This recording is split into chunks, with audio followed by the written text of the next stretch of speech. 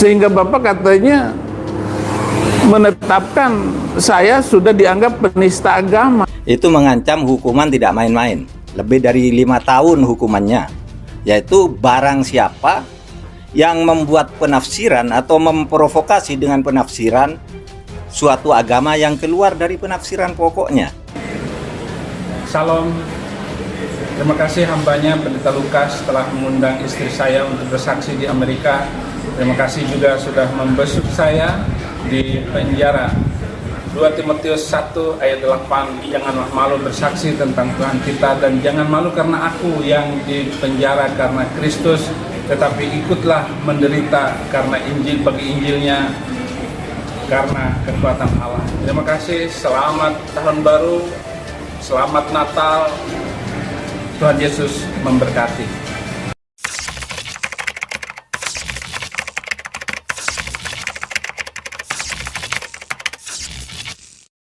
Marah-marah, kebedak Pendeta Saifuddin Indonesia makin miskin gara-gara naik haji. Saya nggak tahu umur kita berapa, tapi yang jelas Bapak lebih senior. Tapi Bapak tidak memiliki hak sedikit pun untuk menjawab omongan saya. Saya berikan kesempatan kepada Menteri Agama, Gus Yakut. Gus Yakut yang menjawab, bukan Bapak. Karena terlalu tinggi yang menjawabnya. Tetapi begitu Bapak menjawab, Bapak turun derajat Bapak sebagai nasionalis, sebagai pendukung Jokowi.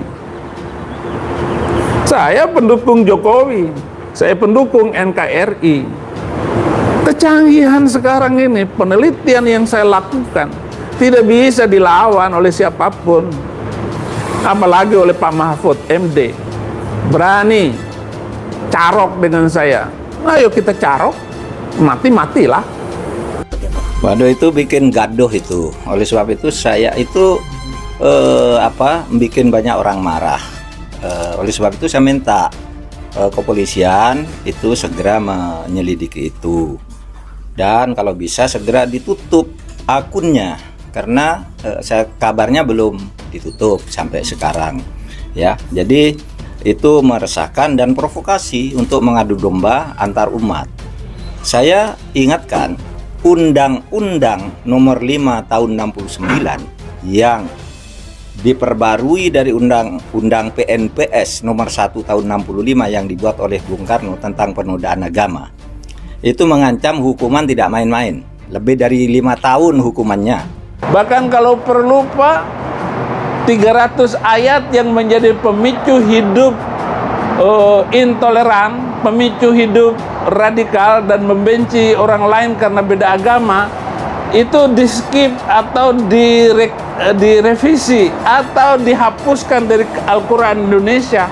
Ini sangat berbahaya sekali. Di Twitter menyampaikan, ya sudahlah, ini diperiksa aja kejiwaannya oleh dokter jiwa dan periksa oleh polisi, karena dia sudah menodai pada agama lain menurut persepsi kami.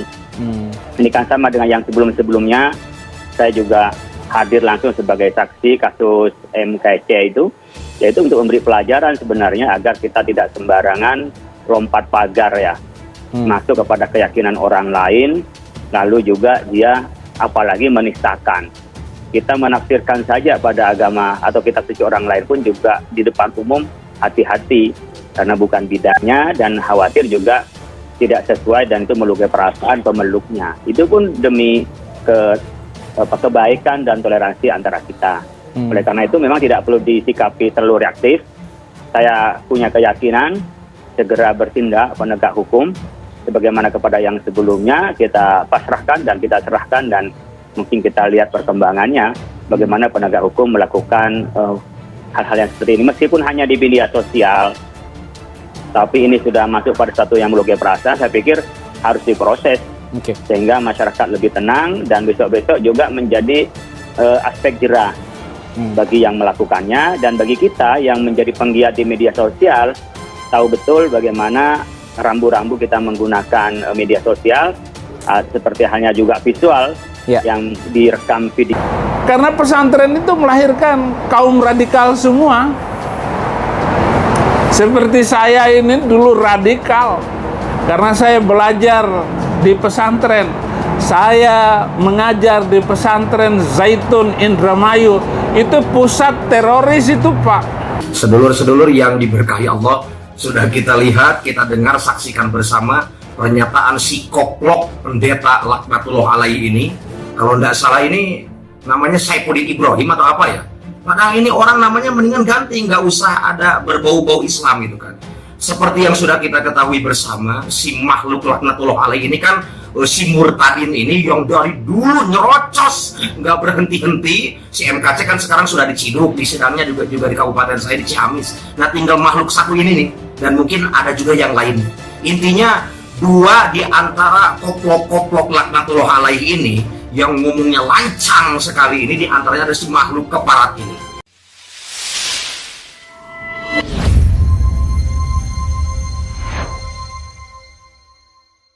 Marah-marah, kebedak pendeta Saifuddin Indonesia makin miskin gara-gara naik haji. Belakangan ini viral video pernyataan seorang pendeta bernama Saifuddin Ibrahim yang memantik emosi publik. Dia meminta Menteri Agama Yakut Khalil Qomas agar menghapus 300 ayat Al-Quran yang menurutnya menjadi pemicu radikalisme. Tak hanya itu, ada juga pernyataan Saifuddin yang beredar mengenai suaranya untuk melarang masyarakat Indonesia naik haji ke Arab Saudi.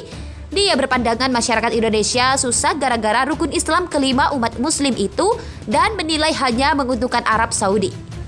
Video pendeta Saifuddin ini viral di jagat Twitter dibagikan oleh beberapa akun, salah satunya akun @gr3co1. Tak berhenti di situ, pendeta Saifuddin juga menyinggung pesantren yang menurutnya telah mengajarkan hal buruk. Dia mengatakan hal yang buruk itu adalah doktrin radikal. Video yang kini telah ditonton lebih dari 42.000 kali itu menuai sorotan warganet. Mereka umumnya melontarkan kritikan pada pendeta Saifuddin. Rambu-rambu kita menggunakan media sosial, seperti halnya juga visual, yang direkam video begini kan tidak ada editan. Kita bisa mendengarkan langsung sehingga kita bisa tahu bahwa ia memang ya menanamkan kebencian kepada agama lain dan juga merusak. Seperti halnya umpamanya selain soal ayat Al-Quran sebagai kitab suci kita, kemudian menyinggung terhadap entitas pendidikan agama pesantren yang sudah terbukti di Indonesia ini adalah juga pejuang kemerdekaan, dan alumninya seperti Gus Dur jadi presiden, seperti Kiai Ma'ruf wakil presiden, dan kalau DPR menteri udah nggak kehitung, dan termasuk menteri agamanya sekarang alumni pesantren. Jadi sudah jelas sangat kontraproduktif. Yang saya setuju nggak terlalu direspon